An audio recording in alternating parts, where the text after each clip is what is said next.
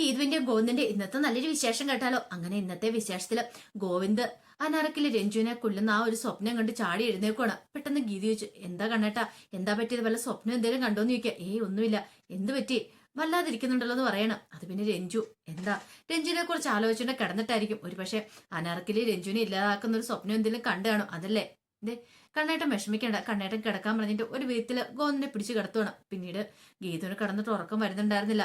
കണ്ണേട്ടന്റെ മനസ്സിൽ രഞ്ജുവിനെ കുറിച്ചുള്ള ചിന്തകളാണെന്ന് മനസ്സിലായി. അവൾക്ക് എന്തെങ്കിലും സംഭവിക്കുമോ എന്നൊരു ഭയം ആ ഉള്ളിലുണ്ടെന്ന് മനസ്സിലായി. ആ സമയത്ത് രാധികയൊക്കെ ആണെങ്കിൽ വല്ലാത്ത ടെൻഷനായിരുന്നു. രാധികയ്ക്ക് രാത്രി കിടന്നിട്ട് ഉറങ്ങാൻ പോലും പറ്റുന്നുണ്ടായിരുന്നില്ല. പിറ്റേ ദിവസം രാവിലെ ആയി കഴിഞ്ഞപ്പോൾ വരൻ രാധികയുടെ അടുത്തേക്ക് വരുവാണ്. എന്നിട്ട് പറഞ്ഞു, അമ്മേ, ഞാനൊരു കാര്യം തീരുമാനിച്ചെന്ന് പറയാ. എന്ത്? അല്ല, എന്നെ അച്ഛൻ വിളിച്ചിട്ടുണ്ടായിരുന്നു പറയാ. അങ്ങേരെന്തിനാ നിന്നെ വിളിച്ചെന്ന് ചോദിക്കും.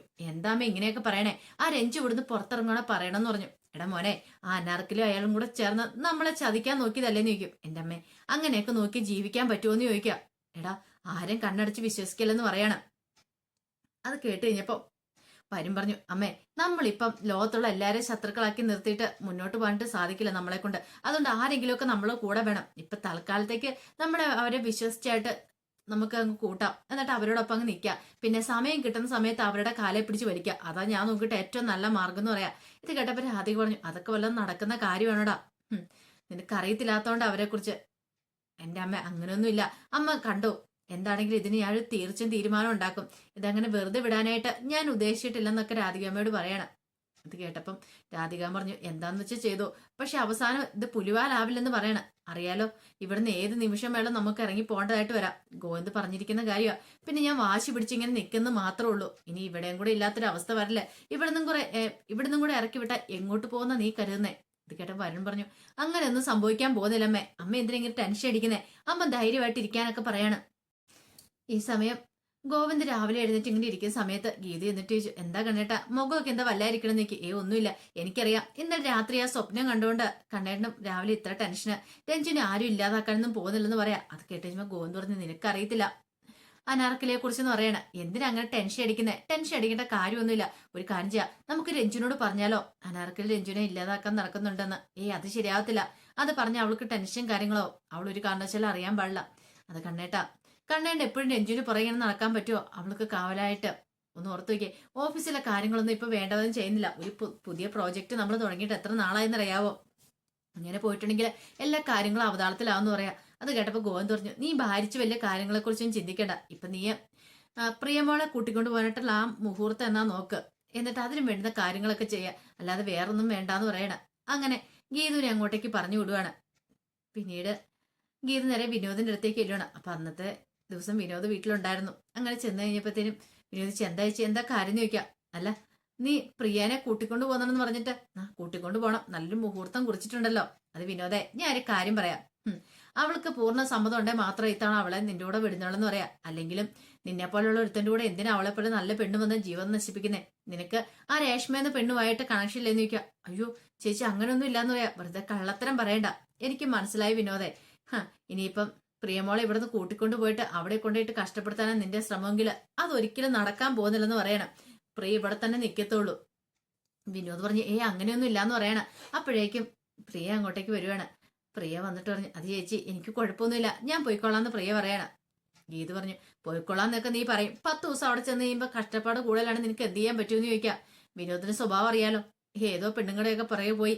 അത് കേട്ടപ്പോ പ്രിയ പറഞ്ഞു, രേഷ്മയുടെ കാര്യമായിരിക്കുമല്ലേ. രേഷ്മ ഇനി എന്താണെങ്കിലും വിനോദിനെ വിളിക്കാൻ പോകുന്നില്ല. ആ നമ്പരൊക്കെ വിനോദ് ഫോണിനകത്തോണ്ട് ഡിലീറ്റ് ചെയ്ത് കളഞ്ഞിട്ടുണ്ടെന്ന് പറയാം. അത് കേട്ടപ്പോ ഗീത പറഞ്ഞു, നീ ഇത്ര മണ്ടിയായി പോയല്ലോ പ്രിയമോളെ. നീ ഒന്ന് ആലോചിക്കേ, അവൻ വേറെ ഏതെങ്കിലും വല്ല നമ്പർ സേവ് ഇട്ടിട്ടുണ്ടെങ്കിലോ, അങ്ങനെയാണ് നീ അറിയുമോന്ന് ചോദിക്കുക. അത് ശരിയാണല്ലോ. ഈ സമയം വിനോദിന്റെ മുഖം അങ്ങോട്ട് മാറി. തന്റെ ചേച്ചി തന്നെയാണല്ലോ തനിക്ക് പാരെന്നുള്ള കാര്യം മനസ്സിലായി. പിന്നീട് വിനോദ് പറഞ്ഞു, അങ്ങനെയൊന്നും ഞാൻ ചെയ്തിട്ടൊന്നുമില്ല, ഞാൻ അങ്ങനെ ചെയ്യാനും പോകുന്നില്ലെന്ന് പറയാം. ഗീത പറഞ്ഞു, അങ്ങനെ ചെയ്തില്ല നിനക്ക് കൊള്ളാം, അല്ലെങ്കിൽ ആ മാർഗഴിയെ വിളിക്കൂന്ന് പറയണേ. മാർഗഴിയോ? അതാരാ ചേച്ചിന്ന് പ്രിയ ചോദിക്കണം. പെട്ടെന്നാണ് അബദ്ധം മനസ്സിലായത്. അയ്യോ, മാർഗഴി എന്നല്ല, മാരിയമ്മനെ വിളിക്കുമെന്ന് തന്നെ ഉദ്ദേശിച്ചേ. അത് നാക്കൊന്ന് സ്ലിപ്പായി പോയതാന്ന് പറയും. ശരി. അതെ, മാരിയമ്മന് വേണ്ടുന്ന നേർച്ചയും വഴിപാടുകളൊക്കെ കൊടുക്കുവാണെങ്കിലേ അവര് വിളിച്ചാ വിളിപ്പുറത്താന്ന് പറയണം. അത് കേട്ട പ്രിയ പറഞ്ഞൊരു കാര്യം ചെയ്യാം, ഞാൻ വേണമെങ്കിൽ വഴിപാടൊക്കെ നടത്താന്ന് പറയാം. വേണ്ട, ഞാൻ നടത്തിക്കോളാം, മാരിയമ്മനുള്ള വഴിപാട് തന്നെ ഞാൻ തന്നെ നടത്തിക്കോളാം എന്നൊക്കെ ഗീതു പറയാണ്. ഇത് കേട്ടിഞ്ഞ് പ്രിയ പറഞ്ഞു, ആ ചേച്ചിയുടെ ഇഷ്ടം എന്താന്ന് വെച്ചാൽ അത് നടക്കട്ടെ എന്ന് പറയണ. പിന്നീട് വരുണിന് രാവിലത്തെ കാപ്പിയൊക്കെ എടുത്തു കൊടുത്തോണ്ടിരിക്കുകയാണ് രേഖ. ആ സമയത്ത് കാഞ്ചന ഇങ്ങോട്ട് വരുന്നേ. കാഞ്ചനെ കണ്ടു കഴിഞ്ഞപ്പോൾ രേഖ പറഞ്ഞു, കാഞ്ചനക്ക് കുറെ പണിയുണ്ടെന്ന് പറയും. എന്ത്? അല്ല, എപ്പോഴും എപ്പോഴും തേരാപാരം നടക്കുമല്ലേ, ഇതെന്താ ഇപ്പോഴാണ് തുണി കൊണ്ടേ വിരിക്കണമെന്ന് ചോദിക്കും. അത് പിന്നെ രേഖപ്പാപ്പ ഞാൻ കരുതി വെയിലായിരിക്കുമെന്ന്, അത് തുണി നനഞ്ഞു പോയത് ഞാൻ അറിഞ്ഞില്ല എന്ന് പറയും. അതെ, ഇവിടെ എന്തിനാ ഇരുന്നേ? അത് മുകളിൽ അതിന് വേണ്ടിയിട്ട് സ്ഥലം കെട്ടിയിട്ടുണ്ടല്ലോ തുണിയൊക്കെ വിരിച്ചിടാനായിട്ട്. പിന്നെ എന്തിനാ ഇവളോട് ഈ തുണിയും പൊക്കി പിടിച്ച് നടക്കുന്നതെന്നൊക്കെ ചോദിക്കണം. അത് കേട്ടപ്പോ കാഞ്ചന പറഞ്ഞു, അതെ രേഖപ്പാപ്പ, ഞാൻ തുണിയൊക്കെ ഉണങ്ങിയെടുത്ത് തന്നോളാം എന്നൊക്കെ പറയണം. അല്ലെങ്കിലും കാഞ്ചനയ്ക്കായ്ക്ക് ഈയിടെയായിട്ട് ഇത്തിരി ഉഴപ്പ് കൂടല, ഞാൻ കാണിച്ചുതരാം. കുറെ ജോലികളുണ്ട്, അടുക്കള ജോലികളുണ്ട്, പിന്നെ വീടൊക്കെ ഒന്ന് തൂത്തു അടയ്ക്കണം, അങ്ങനെ കുറെ ജോലികൾ പറയണം. എല്ലാം കേട്ടിരുമ്പോ കാഞ്ചന പറഞ്ഞു, ഞാൻ ഒറ്റയ്ക്ക് ചെയ്യാനോ? പിന്നെ അല്ലാതെ സഹായത്തിന് ആരെയും വിളിക്കണോന്ന് ചോദിക്കണം. കാഞ്ചനയൊന്നും മിണ്ടിയില്ല. അല്ല, ഇത്രയും ജോലി ഒറ്റ ദിവസം കൊണ്ട് ചെയ്യേണ്ടതാണോ? ഇത്രയും ജോലിയല്ല, ഇനിയും വരുന്നുണ്ട്. മുറ്റത്തേക്കുന്ന കളയൊക്കെ പറിക്കാനുണ്ട്, അത് ഇതൊക്കെ ചെയ്തതിന് ശേഷം വേണമെന്ന് പറയണം. അപ്പോഴേക്ക് വേണം രഞ്ജു അങ്ങോട്ടേക്ക് വരുന്നേ. രഞ്ജു വന്നപ്പോൾ രേഖ ചോദിച്ചു, അല്ല രഞ്ജു ഇങ്ങോട്ടെല്ലാം പോവാണെന്ന് ചോദിക്കും. അതെ, എൻ്റെ മൊബൈൽ ഒന്ന് താഴെ വീണു, അതിൻ്റെ ഡിസ്പ്ലേ ഒന്ന് പൊട്ടിപ്പോയി, അപ്പൊ അതൊന്ന് ശരിയാക്കാൻ വേണ്ടിയിട്ട് ഒന്ന് കൊടുക്കണമെന്ന് പറയണം. ഓഹോ, അപ്പൊ അങ്ങനെയാണ് കാര്യങ്ങൾ. ഈ സമയം വരുണിന്റെ മനസ്സിൽ ഇടിപൊട്ടി. അച്ഛനോട് പറയാൻ പറ്റിയ അവസരം തന്നെ. കാരണം ഇവള് പുറത്തു പോവാണെങ്കിൽ അവിടെ വെച്ച് അച്ഛൻ ഇവളെ തീർത്തോളും, ഒരു തീരുമാനമാകും കാര്യത്തിനൊക്കെ. അങ്ങനെ പ്രതീക്ഷയോട് കൂടിയിട്ട് രഞ്ജുവിനെ നോക്കണം. ആ സമയം കാഞ്ചന പറഞ്ഞു, രഞ്ജുപ്പാപ്പ ഒറ്റയ്ക്കാണോ പോണേന്ന് നിൽക്കും. ഇല്ല, കാഞ്ചനയ്ക്ക് ഉണ്ടെന്ന് പറയാം. ഞാനോ? അതെ.